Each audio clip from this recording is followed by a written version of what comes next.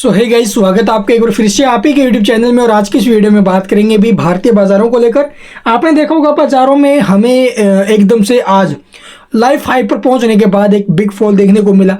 Same condition बनी थी भाई, 30 अप्रैल को लाइफ हाई पर बाजार पहुंचे और फिर ऊपर से गिरावट देखने को मिली। तो वहां पर भी आप लोग देखो कि लाइफ हाई पर पहुंचने के बाद सबसे बड़ा जो गिरावट का रीजन है वो प्रॉफिट बुकिंग है भाई यहाँ पर, ठीक है। और कोई रीजन नहीं आया सामने आप लोगों को कहीं लगे कोई बैड न्यूज आई हो मार्केट में, कोई और ऐसी अफवाह फैली हो जिसकी वजह से बाजारों में करेक्शन बना हो, बिल्कुल भी नहीं है, ठीक है। वो एक अलग बात है कि अडानी ग्रुप को सेबी की तरफ से शो कॉज नोटिस मिले हैं, 2 शो कॉज नोटिस मिले हैं। कुछ एक कंप्लायंस रूल एंड रेगुलेशंस के जो उन्होंने उल्लंघन किया या फिर उनका पालन नहीं किया सही तरीके से, ठीक। कुछ एक रिलेटेड पार्टी ट्रांजेक्शन है उसको लेकर कुछ ना कुछ खामियां पाई गई है सेबी को, और उसके ऊपर जो अभी सेबी ने शो कॉज कारण बताओ नोटिस पूछा है, भेजा है इसको, ठीक है। वो तो एक अलग बात है, उसके ऊपर कुछ खास इतना बड़ा इफेक्ट नहीं रहने वाला है। लेकिन उसके बाद आप लोग बजाज जैसी बड़ी कंपनियों को जहां नवंबर में उसके बिजनेस को लेकर ही आप लोग रोक लगा दी गई थी भाई, आगे आप लोग जो इंस्टा EMI कार्ड है या फिर ई कॉमर्स है उसको लेकर आप आगे जो ना भी इसको नहीं कर सकते। लेकिन अभी टाइम वहां से भी RBI ने राहत दे दी, तो ये अच्छी न्यूज आते हुए नजर आई हैं। लेकिन उसके बाद आप लोग देखो लाइफ हाई पर पहुंचने के बाद बाजारों में गिरावट।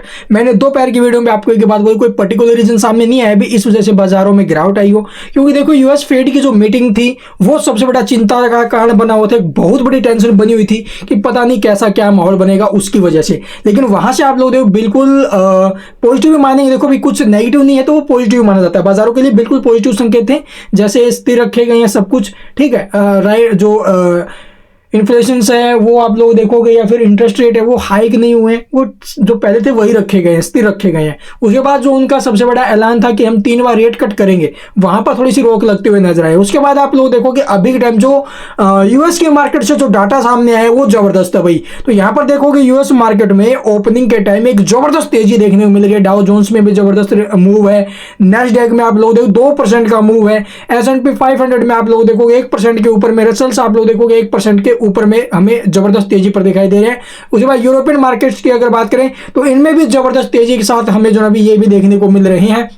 फिर आप लोग देखोगे डाउ फ्यूचर, नैस्डैक फ्यूचर सभी में 2% 1.5% के करीब तेजी है। तो हमारे बाजार क्यों टूटे समझ में आ गया है ना भाई। तो ये प्रॉफिट बुकिंग है, ऑल टाइम हाई के ऊपर बाजार पहुंचा हुआ था इस वजह से। ऊपर से रिजल्ट्स आ रहे हैं, कुछ कंपनियों के रिजल्ट्स खराब आए, IT सेक्टर दबाव में पहले से ही था, और कोफोर्ज जैसी कंपनियों के रिजल्ट्स खराब आएंगे तो जाहिर सी बात है इफेक्ट तो आएगा। सीएट जैसी कंपनियों के रिजल्ट्स खराब आएंगे तो इफेक्ट तो आएगा। तो वो एक अलग बात है भाई, वो उसका भी एक कारण रहा है गिरावट में। और स्मॉल कैप मिड कैप शेयरों में भी हमें जो ना भी दबाव देखने को मिला था, जिसकी वजह से यहाँ पर थोड़ा सा माहौल बिगड़ा है।